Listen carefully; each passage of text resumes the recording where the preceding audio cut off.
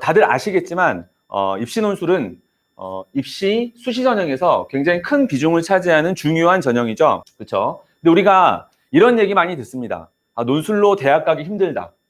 주변에 합격자가 없다. 논술은 로또다. 저희들도 이제 현장에 있으면서 이런 얘기를 참 많이 듣는데요. 근데 저는 이렇게 생각합니다. 사실 이런 말을 하는 사람들의 주변을 보면 일선 고등학교 현장에서도 논술을 적극적으로 권장하는 학교들이 있어요. 이러한 학교들은 방과후 논술까지 개설을 하면서 학생들한테 체계적으로 일찍부터 논술을 준비를 시키죠. 이와 대비해서 논술은 가기 힘들다. 논술로 합격자가 별로 없다라는 얘기를 하면서 논술을 회피하는 고등학교들이나 그런 어떤 분위기가 있는 곳이 있어요. 그런 곳에는 당연히 논술 합격자가 없겠죠. 그 다음에 또 논술로 대학 가기 힘들다라고 얘기하는 사람들의 주변을 놓고 보면 사실 논술 시험이라고 하는 게 단기간에 우리가 준비해서 좋은 점수를 받기 힘든 시험의 성격을 가지고 있습니다. 그런데 입시 직전에 단기적으로 대비하고 나서 좋지 않은 어떤 결과들을 두고 논술로 대학 가기 힘들다라고 말하는 사람들이 상당히 많아요. 이러한 풍문에 좀 흔들리지 말고 앞서서 보여드렸던 것처럼 논술 전형으로 선발하는 대학의 문호는 상당히 넓다. 이것만 기억하고 앞으로 우리가 어떻게 준비해야 될지만 같이 점검해 봅시다. 일단 우리가 올해 입시에서 수시 전형에 대한 고민을 하고 계실 텐데요. 수시 전형 같은 경우는 대표적으로 우리가 학종과 논술 전형이 있죠. 그러면 우리 아이가 과연 올해 입시에서 어떠한 전형을 지원해야 되는가라는 것을 판단하기 위해서는 먼저 첫 번째 정시가능권을 따져봐야 돼요. 여기 쭉 대학들이 있죠. 이 대학들을 우리가 정시로 들어가려면 일단 국수탐 100분위 합으로 이 정도의 수치가 필요합니다. 100분위 합으로는 잘 감이 오지 않으실 거라서 이걸 등급 수준으로 말씀을 좀 들어보면 예를 들어서 건국대, 숙명여자대학교, 동국대학교를 우리가 정시로 가려면 안정적인 2등급이 확보가 돼야 돼요. 그 다음에 그 좀 상위 대학이라고 볼 수 있는 경희대나 외대, 시립대를 가려면 등급 수준이 국수탐 중에서 하나는 반드시 안정적 1등급이 나와야 됩니다. 여기서 말씀드리는 등급은 간신히 2등급, 1등급이 아니라 안정적인 등급 수준을 말씀을 좀 드리는 거예요. 학생들이 선호하는 중앙대학교, 정시로 가려면 어떻죠? 국수탐 중에서 두 개가 안정적인 1등급이 확보가 돼야 됩니다. 자, 이 정도로 좀 가늠을 해보시면서 우리 아이가 지금 정시로 대학을 간다고 했을 때 어느 정도 대학군을 지원할 수 있을지를 한번 따져보시고요. 그 다음에 이제 학생부 종합전형이 있죠. 수시에서는 가장 큰 전형입니다. 그런데 학생부 종합전형으로 가려면 일단 1차적으로 학생들이 좋은 내신을 가지고 있어야 되죠.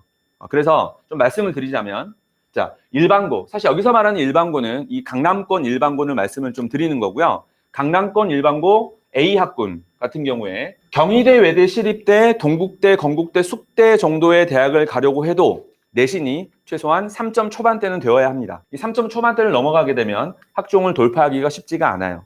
그리고 일반고 중에서 약간 이제 학업이 좀 부족한 B군의 경우에는 조금 더 내신이 타이트하겠죠. 2점 후반대 이내로 들어오지 않으면 이 대학들에 대해서 학생부 종합전형을 기대해 보기 어렵습니다. 그렇다면 지금 우리 이 영상을 보고 있는 수험생들이나 아니면 학부모님들 같은 경우에 지금 내신 수준을 알고 계실 거잖아요. 그래서 대략적으로 가늠을 해보시면 내가 정시로는 이 정도 대학군, 그 다음에 학종으로는 이 정도 대학군에 지원해 볼 수 있겠다라고 하는 거를 좀 가늠을 해보실 수 있으실 거예요. 그 밑에는 보면 논술 전형과 관련한 정보인데요. 합격자 내신 평균을 보면 지금 과별로 좀 편차가 있습니다. 조금 이따 자세하게 좀 보여드릴 텐데 평균적으로는 논술 전형 합격자 평균 내신은 3점 중후반대로 수렴이 돼요. 그리고 수능 최저 기준이 요구가 되는 대학들이 상당히 많죠. 예를 들면 성균관대, 서강대, 이대, 중앙대 같은 경우에는 국영수탐 중에서 3개 2등급이 좀 확보가 돼야지 우리가 논술 전형에 지원해 볼 수 있고요. 그 다음에 경희대, 외대, 건국대, 동국대와 같은 대학들은 국영수탐 중에서 2개 2등급이 확보가 되어야지 저희가 논술 전형에 지원해 볼 수 있습니다. 이 정도의 어떤 전체적인 가이드를 가지고 좀 살펴보겠습니다. 그래서 조금 전에 말씀드렸던 것처럼 수시 지원 전형의 판단은 첫 번째 본인의 정시가능권을 타진해 본다. 하지만 그냥 타진하는 게 아니라 좀 보수적으로 타진을 해봐야 돼요. 실제로 조사에 따르면 6평에 비해서 실제 수능 점수가 올라가는 재학생의 비중보다 떨어지는 비중이 훨씬 더 높습니다. 그 다음에 내신 등급을 기준으로 본인의 학종 가능권을 객관적으로 좀 따져봐야 됩니다. 그래서 본인이 만약에 수능 성적이 좋은 편이다, 안정적이다라고 하면 학종은 배제하고 최소화하고 논술 전형으로 상위권 대학을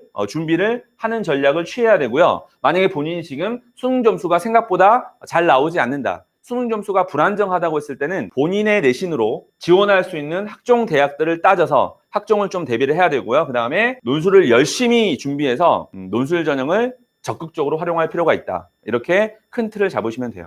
학부모님들이 입시 되게 어렵다라고 말씀을 하시는데 사실 현재 대입 수시에서 우리가 수시 지원 전략을 짤 때는 생각보다 굉장히 심플합니다.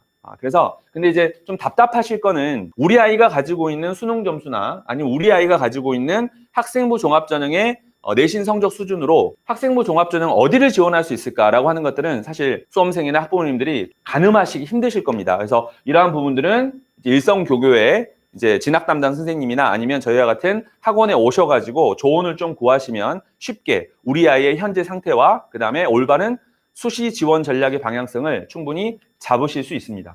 그리고 이제 제가 조금 전에 그 정시가능권은 보수적으로 타진하자는 말씀을 좀 드렸었는데요. 이게 최근에 발표된 데이터입니다. 지금 보면 정시에서 인서울권 정시에서 재수생들의 비율이 계속 꾸준히 상승하고 있고 재학생들의 어떤 합격 비율은 낮아지고 있어요. 단적으로 뭐 건국대학교나 성균관대학교, 숭실대학교 이런 대학들을 보면 재수생들의 정시 합격 비중이 70%가 넘어가고 있습니다.